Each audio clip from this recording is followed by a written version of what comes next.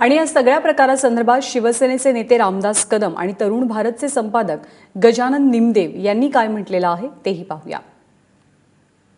तरुण भागात किती लोक वाचतात याचे संबंध महाराष्ट्राला चांगली कल्पना आहे।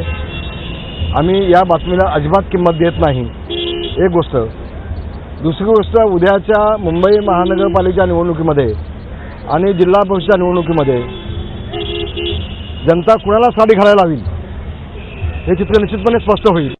शिवसेना भाजपासोबत सत्तेत आहे। सत्तेत असताना मंत्रिमंडळाच्या बैठकीत जे निर्णय होतात त्या निर्णयांमध्ये शिवसेना सहभागी असते आणि बाहेर गेल्यानंतर त्याच निर्णयांना शिवसेना विरोध करते। हे जनतेला न पटणार आहे, ही जनतेची कुठेतरी दिशाभूल आहे। शिवसेनेनी एकतर सत्तेत राहावं आणि सरकारच्या निर्णयांचं समर्थन करावं किंवा मग सत्तेतून बाहेर पडून सरकारचा तीव्र विरोध करावा। ते जनतेला निश्चितपणे आवडेल।